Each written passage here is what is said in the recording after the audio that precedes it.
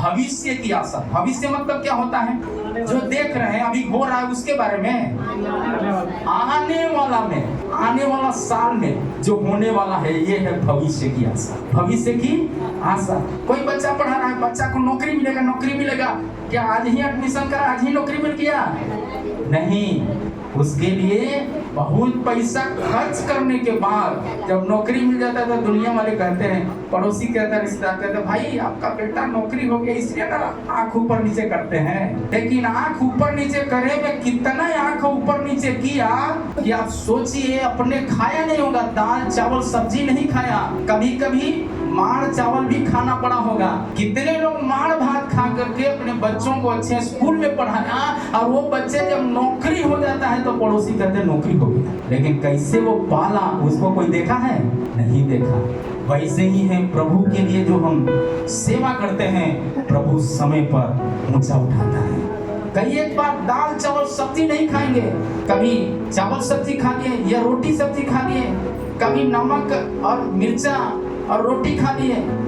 ऐसे खा करके बच्चों को पढ़ाई में यदि समय दिया तो वो बच्चे कभी शराबी नहीं होंगे, वो बच्चे कभी जुएड़ी नहीं होंगे, यदि होंगे भी तो भी परमेश्वर उस नरक का आग से निकाल करके बाहर कर देगा। हालेलुया। इस्राएलियों को कहता है, मेरी प्रजा को वचन का नॉलेज नहीं होने के कारण, मतलब ज्ञान नहीं होने के कारण मेरे लोग श्राप का जीवन जी रहे हैं। श्राप का जीवन जी रहे, मतलब पाप में पड़ रहे हैं। अगली बातें हम जब पढ़ते हैं, इसलिए भविष्य मतलब आने वाली, जिसको हम देखते नहीं, आने वाली चीजों को कहते हैं भविष्य।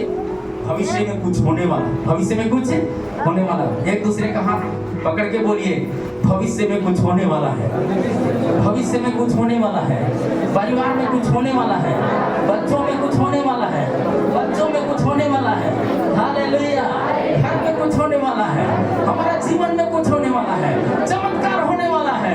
बोलो प्रभु यीशु मसीह की आमीन। आने वाला साल एक बड़ा आशीष का साल होने वाला है। क्या भरोसा करते हैं? आमीन। ऐसा भरोसा करते हैं तो वही जानेंगे भविष्य का साल के बारे में। आशा के बारे में यहाँ साफ शब्दों में बात लिखा है। जब आशा रख के कुछ काम करते हैं तो आप इस बात को जान लीजिए, इब्रानियों का पुस्तक 11 अध्याय का 1 आयत में बात लिखा है। जी पढ़िएगा। अब आशा, अब विश्वास, हाँ, आशा की हुई वस्तु, आशा की हुई वस्तु का निश्चय, निश्चय, और अनदेखी वस्तुओं का, अनदेखी वस्तुओं का प्रमाण है। जिसको हम आंखों ने नहीं देखा, जो कानों ने नहीं सुना, उसी को बोलते हैं आशा, उसी को बोलते हैं भविष्य। भविष्य में चमत्कार होने वाला है।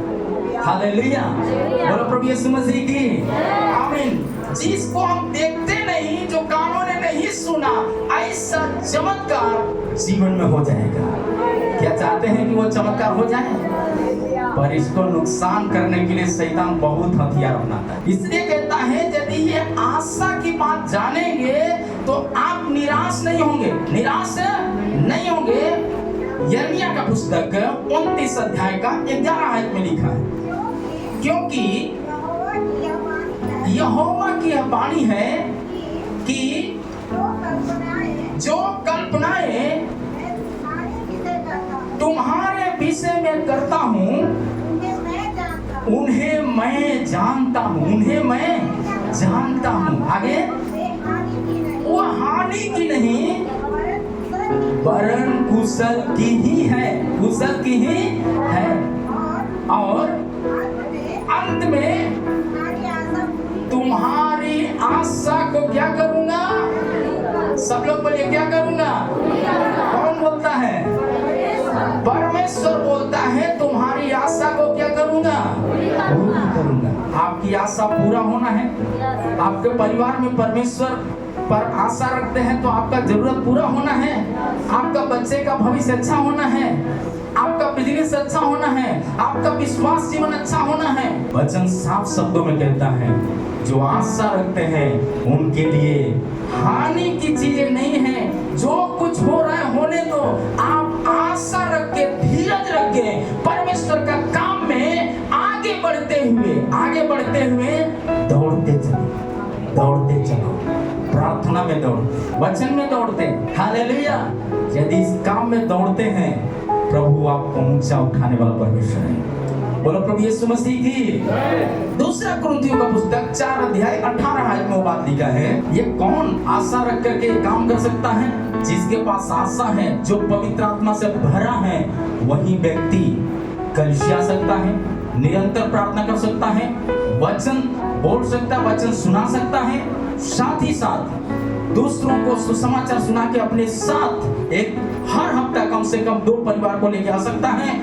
जो पवित्र आत्मा से भरा है, वही हर महीना अपने कमाई का 10वांश परमेश्वर के भवन में ला सकता है। हालेलुया। बिना पवित्र आत्मा से भरे बगैर ये हो ही नहीं सकता, हो ही नहीं सकता, बाइबल बताते हैं। और पवित्र आत्मा से भरा हुआ व्यक्ति का बर्तन कठौती भी खाली नहीं रहता, परंतु हरा भरा रहता है, बाइबल बताते हैं। बोलो प्रभु यीशु मसीह की। मेरा पत्नी के अंदर खून नहीं था आराधना का जन्म के समय में। पवित्र आत्मा से भरे रहने के कारण डॉक्टर बताए इसका खून ही नहीं तो बच्चा कैसे होगा? बच्चा तो मर गया है पेट के अंदर। हमने बोला मर गया है सर, तो जहर का दवाई लिख के दे दीजिए। उन्होंने कहा जहर की दवाई सर हम यहाँ से नहीं दे सकते, यदि देंगे भी तो आप दूसरे दुकान से लेना पड़ेगा। पर मैं आपको बताने के लिए चाहता हूँ, कोई अपने पत्नी को ऐसा कहेगा? क्योंकि मेरे पास पैसा भी नहीं, मैं कुछ कर भी नहीं है, घर से कोई उम्मीद नहीं रख सकते। यदि बोलेंगे तो 3 नौकरी छोड़ करके आए हैं, तो पिताजी को सोचिए पारा क्या हो जाएगा। फिर भी जितना बना घर वाले किए, पर डिमांड डॉक्टर का बहुत था। मैंने कहा जो करना है कर दीजिए ना सर। उन्होंने बताया पीएम से चले जाइए या तो DHU बनारस में लेके जाइए। मैंने कहा सर जी मेरे पास पैसा कुछ नहीं है, आप जो लिखना चाहते हैं, जो आपको समझ में आता है लिख के दे दीजिए। एकमात्र ये भी करके शब्द वाला दवाई है, आज भी काम आता है, वही दवाई लिख करके दी है। प्रार्थना करके जब उसको खिलाया, परमेश्वर का धन्यवाद हो, चिन्ह और चमत्कार में बदल गया। हालेलुया।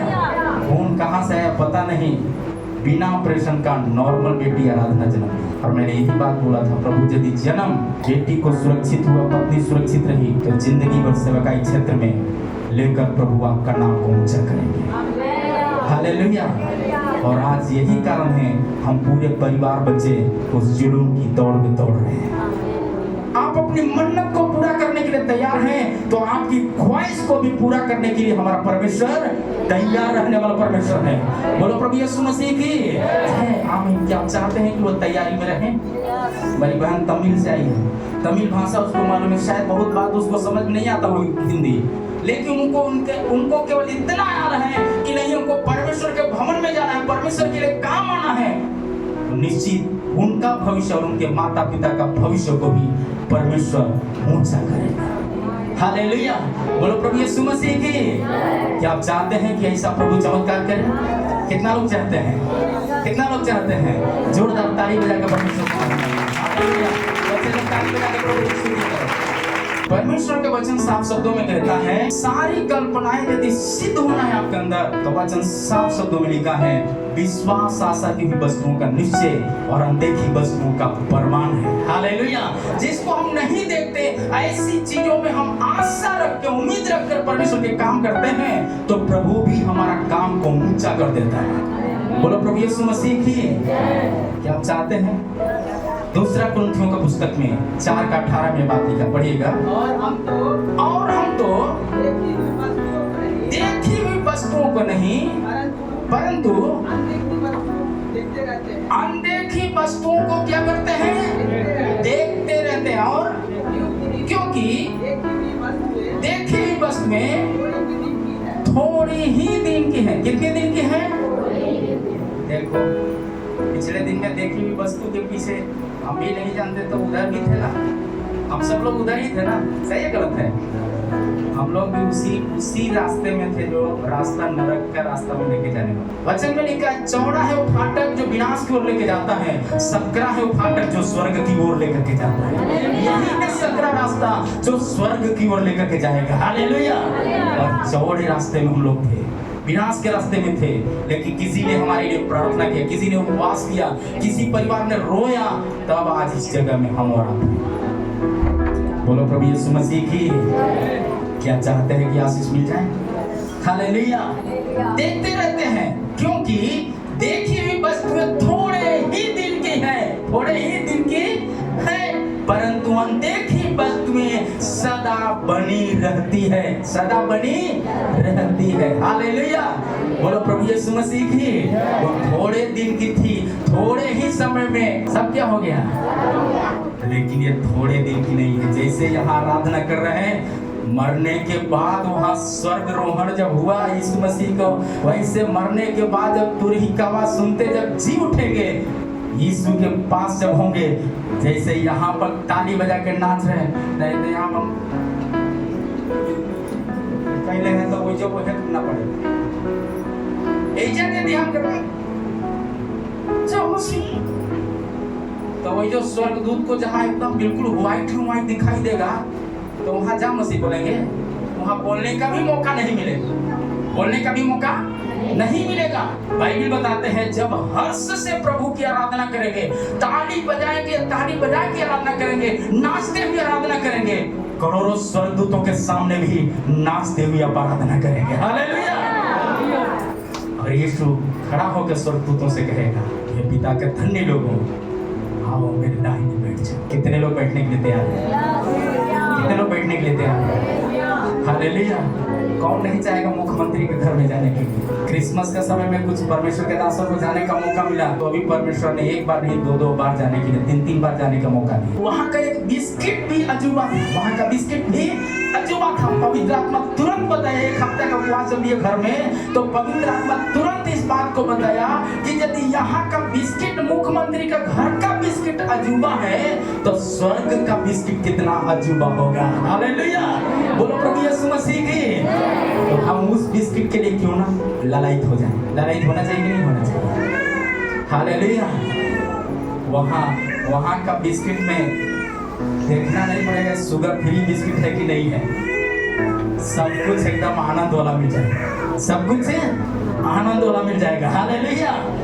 यदि ऐसा है तो हम परमेश्वर के लिए आगे दौड़ना चाहिए कि नहीं दौड़ना चाहिए? बहन पिछला दिन में एक बहन ने बताई, मम्मी जाए चाहे ना जाए हम चर्च में जाएगा, 100 रुपया लगता है। कितना रुपया में आई थी? 100 रुपया जाता है, 20 रुपया जा रहा है, लेकिन ये तो 20 रुपये में चला ही। सारा डर शैतान का क्या हो गया? हिम्मत बांधो, आगे बढ़ो, क्रूस का लो निशान, जीतेंगे हम यारो, हारेगा शैतान। हिम्मत बांधो, आगे बढ़ो, क्रूस का लो निशान, जीतेंगे हम यारो, हारेगा शैतान। हालेलुया।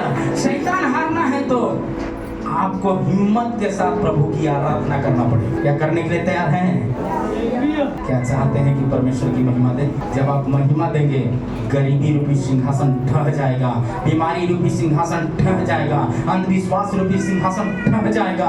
आमीन। अद्भुत काम को कोई देखने से कोई भी नहीं रोक सकता। बाइबल बताते हैं वो चमत्कार होकर के रहेगा। क्या चाहते हैं कि प्रभु ऐसा चमत्कार करें? क्या चाहते हैं कि ऐसा चमत्कार करें? हालेलुया। यदि ऐसा चाहते हैं तो आमीन, देखी हुई वस्तुएं तो आमीन पल भर की हैं, आमीन कुछ दिनों के लिए है, थोड़े समय के लिए है, लेकिन देखी हुई वस्तुएं, अनदेखी वस्तुएं हमेशा बनी रहेगी, हमेशा बनी रहेगी। यह आशीष हमेशा बने रहेगा, यहाँ भी और वहाँ भी बना रहेगा। कितने लोगों को चाहिए? हमें तो चाहिए। हालेलुया। बोलो प्रभु यीशु मसीह की। नीति वचन का पुस्तक 23 अध्याय 18 आयत। क्योंकि अंत में फल होगा, अंत में फल होगा, और तेरी आशा ना टूटेगी, तेरी आशा ना टूटेगी। जो परमेश्वर का विधियों को चलते रहेंगे, मानते रहेंगे, उनकी आशा कभी न टूटा और न टूटेगा। हालेलुया। दाऊद परमेश्वर की आराधना किया, क्या हो गया? इस्राएल का राजा बना। आप आराधना करके, परमेश्वर को आदर करके, आप अपने समाज में पिता का नाम को ऊंचा कर सकते हैं। जिस मोहल्ले में है, पिता का नाम को ऊंचा कर सकते हैं। रिश्तेदार में है, पिता का नाम को ऊंचा कर सकते हैं। पिछले दिन में बहन ने बता रही थी, उन्होंने अपना भसुर को, गोतनी को नहीं बताई, ये चीज जो लगाए हैं पत्थर में, इसको हटा दीजिए, लेकिन उन्होंने अपना प्रार्थना नहीं छोड़ी, प्रार्थना करती है। ऐसे लोगों को वचन में लिखा है, तेरी आशा न टूटेगी, तेरी आशा न टूटेगी। अगली बात क्या कहता है? पहला पत्रस 1:13 है। इस कारण अपनी अपनी बुद्धि की कमर बांधकर और सचेत रहकर उस अनुग्रह की पूरी आशा रखो जो यीशु मसीह के प्रकट होने के समय में तुम्हें मिलने वाला है। हालेलुया। आशा रखने वाले अपना कमर बांधे, परमेश्वर का काम के लिए कमर बांधे। फौजी को देखे हैं, हम जैसा बेल्ट लगाते वैसा बेल्ट नहीं, उनका बेल्ट इतना चौड़ा है। सिपाहियों को देखे हैं, ट्रैफिक पुलिस को देखे हैं, उनका बेल्ट इतना चौड़ा है। कारण क्या है? वो तैयार है। बेल्ट इस बात को याद दिलाता है, दुश्मनों से लड़ने के लिए तैयार है। हम गरीबी से लड़ने के लिए तैयार हो जाएं तो गरीबी कोसों दूर भाग जाएगा, बीमारी कोसों दूर भाग जाएगा। इसलिए प्रभु का वचन कहता है, भविष्य की आशा रखने वाले लोग ही क्या करेंगे? अनुग्रह की आशा रखने वाले, दया की आशा रखने वाले, कृपा की आशा रखने वाले क्या करेंगे? आमीन। कमर बांध करके तैयार रखेंगे, अपने अपने मन को खोल करके प्रभु की आराधना करेंगे। प्रभु का वचन कहता है गलतियों 6वां अध्याय 8 आयत में जी, क्योंकि जो अपनी शरीर के लिए बोलता है, जो शरीर के लिए बोलता है, वो शरीर के द्वारा विनाश की कटनी करेगा। और जो आत्मा के लिए बोलता है, वो आत्मा के द्वारा अनंत जीवन की कटनी काटेगा, अनंत जीवन की। जब इस काम को हम करते हैं, इस विधियों को लागू करते हैं अपने जीवन में, हम अपने परिवार को आशीष में बदलते हुए देखेंगे। जो काम डॉक्टर और वैद्य से नहीं होगा, वो काम इस कलाम के द्वारा हो जाएगा। पर इस पर जो भरोसा रखेंगे उसी के लिए होगा। बाइबल बताते हैं। इसलिए कहता है, जो कोई शरीर के लिए बोलता है, आमीन, शरीर के द्वारा विनाश की कटनी करेगा। लेकिन जो आत्मा के लिए बोलता है, वो क्या करेगा? अनंत जीवन की, मतलब हमेशा का जीवन की, सदाबहार की जीवन की जिंदगी जिएगा। हालेलुया। बोलो प्रभु यीशु मसीह की।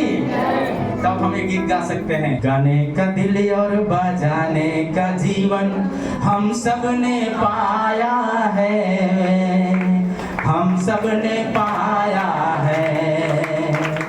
खुशियाँ कैसी अनोखी, खुशियाँ कैसी अनोखी, दिल में यीशु आ गया, मेरे दिल में यीशु आ गया।